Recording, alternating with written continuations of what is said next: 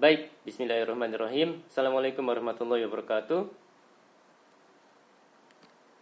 Oke, kita lanjutkan perkuliahan kita. Topik perkuliahan pada kali ini adalah penilaian kinerja karyawan. Saya mendapatkan materi ini dari internet dengan sumbernya adalah sebagai berikut. Oke, masuk ke definisi penilaian kinerja. Pemandin dan Russell mengatakan bahwa catatan perolehan yang dihasilkan dari suatu fungsi pekerjaan tertentu atau kegiatan selama periode tertentu. Jadi sekali lagi, catatan perolehan yang dihasilkan dari suatu fungsi pekerjaan tertentu atau kegiatan selama periode tertentu, menurut Pemandin dan Russell. Menurut Shimamura di tahun 1999, proses mengevaluasi pelaksanaan kerja individu. Adapun outputnya dapat berupa fisik dan non-fisik. Menurut Mangkunegara di tahun 2001, hasil kerja secara kualitas dan kuantitas yang dapat dicapai oleh seseorang pegawai dalam melaksanakan tugas sesuai dengan tanggung jawab yang diberikan kepadanya. Oke, masuk ke faktor yang mempengaruhi kinerja karyawan. Yang pertama, faktor personal. Ya, ini pengetahuan, keterampilan, kemampuan seseorang, kepercayaan diri, motivasi dan komitmen yang dimiliki oleh seorang individu. Yang kedua adalah faktor kepemimpinan. Ya, kualitas pemimpin dalam memberikan dorongan, semangat, arahan, petunjuk dan dukungan yang diberikan oleh para manajer dan para manajer tim. Faktor kelompok, kualitas dukungan dan semangat, kepercayaan dan kekompakan yang diberikan oleh rekan dalam satu tim. Oke, yang keempat, faktor-faktor sistem, meliputi sistem kerja dan fasilitas kerja serta infrastruktur yang disediakan oleh organisasi, proses organisasi dan budaya kinerja dalam organisasi. Yang kelima, faktor kontekstual atau situasional, berupa tekanan dan perubahan internal maupun eksternal. Oke, faktor yang mempengaruhi. Menurut Kate Davis, faktor-faktor yang mempengaruhi pencapaian kinerja adalah faktor kemampuan, ability, dan faktor motivasi, motivation. Rumusnya adalah human performance equal to ability multiplied motivation. Jadi human performance sama dengan ability dikalikan dengan motivation. Motivation sama dengan attitude kali situation. Sedangkan ability sama dengan knowledge dikalikan dengan skill. Seperti itu ya Mas dan Mbak ya. Oke, menurut Shimamura di tahun 1995, 3 faktor yang mempengaruhi kinerja karyawan, yaitu yang pertama faktor individual yang terdiri dari kemampuan dan keahlian, latar belakang, demografi. Sedangkan faktor psikologis yang mana terdiri dari persepsi, attitude, personality, pembelajaran, dan motivasi.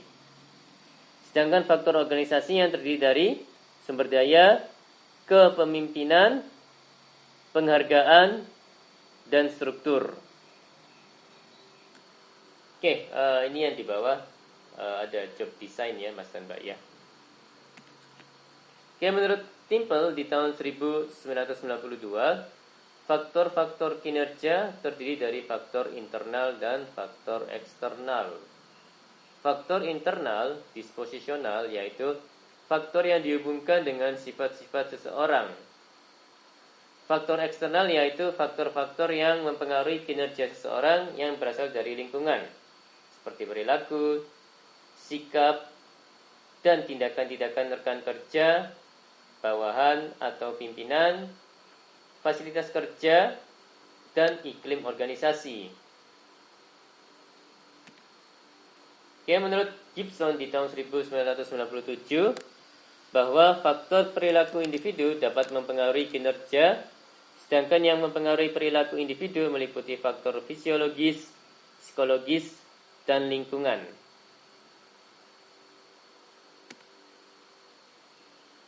Pendapat-pendapat tersebut sesuai teori William Stern yang merupakan perpaduan dari teori hereditas dari Schopenhauer dan teori lingkungan John Locke.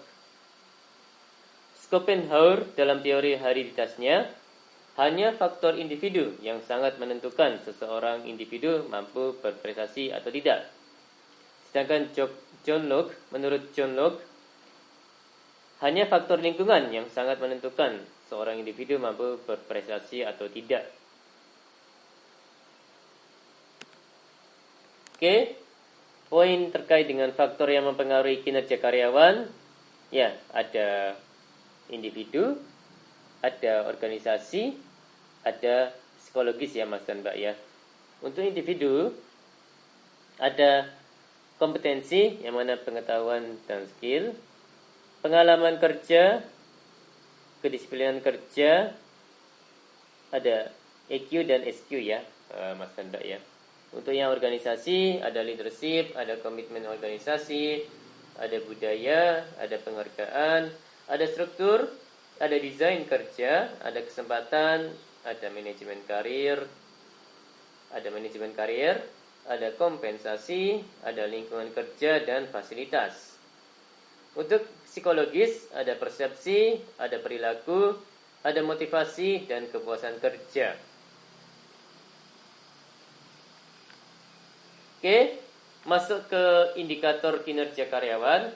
Secara umum, dalam menilai kinerja meliputi kualitas, kuantitas, ketepatan waktu, penghematan biaya, kemandirian atau otonomi dalam bekerja tanpa selalu disupervisi, dan kerjasama.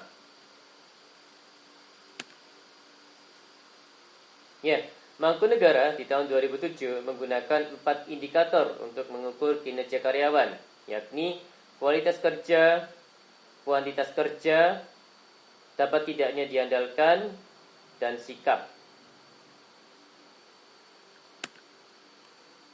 Oke, ya poin penilaian kinerja. Menurut Dessler di tahun 2003, aspek-aspek yang digunakan untuk mengukur kinerja adalah kualitas kerja, produktivitas, ya kuantitas, pengetahuan, keterpercayaan, ketersediaan, ketepatan waktu, dan kebebasan.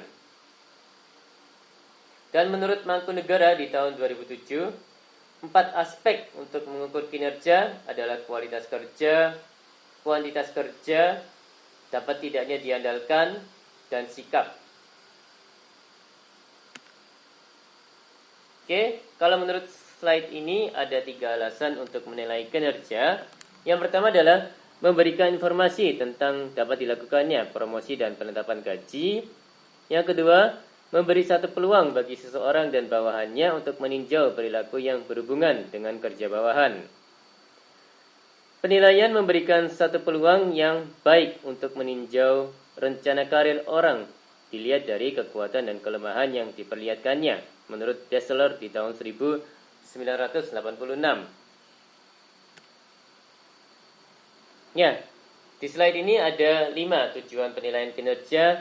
Yang pertama, meningkatkan saling pengertian antara karyawan tentang persyaratan kerja, mencatat dan mengakui kerja seorang karyawan sehingga termotivasi untuk berbuat yang lebih baik, memberikan peluang kepada karyawan untuk mendiskusikan keinginan dan aspirasinya, dan meningkatkan kepedulian terhadap karier atau terhadap pekerjaan yang diembannya sekarang.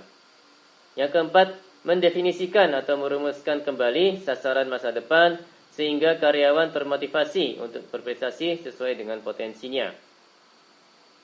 Oke, yang kelima, memeriksa rencana pelaksanaan dan pengembangan yang sesuai dengan kebutuhan pelatih. Oke, poin masalah dalam penilaian kinerja, objektivitas. Oke, yang pertama, ketidaknyamanan penilai. Yang kedua, ketidaknyamanan objektivitas. Dalam metode umum yang digunakan ada sikap, penampilan dan keterampilan yang sulit diukur sehingga pasti ada subjektivitas.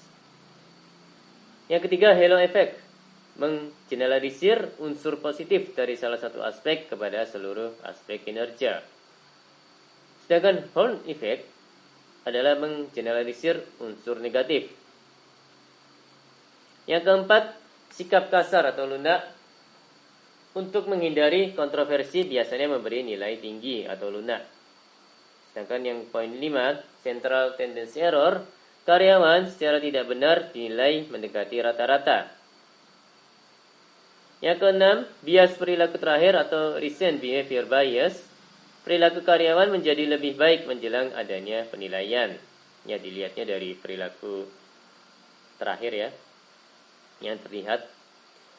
Yang ketujuh, bias pribadi atau stereotyping. Diskriminasi pada SSO karena perbedaan tertentu. Ya, seseorang ya, kalau saya tidak salah nangkap. Misal, karyawan perokok dinilai kinerja rendah, jika berhenti bisa dinilai tinggi. Yang kedelapan, manipulasi evaluasi. Atasan ingin menaikkan jabatan atau memberhentikan karyawan, maka diberi penilaian yang tinggi atau rendah. Yang kesembilan adalah kecemasan karyawan. Baik, demikian dari saya. Mohon maaf kalau ada kata-kata yang salah. Terima kasih atas perhatiannya. Wassalamualaikum warahmatullahi wabarakatuh.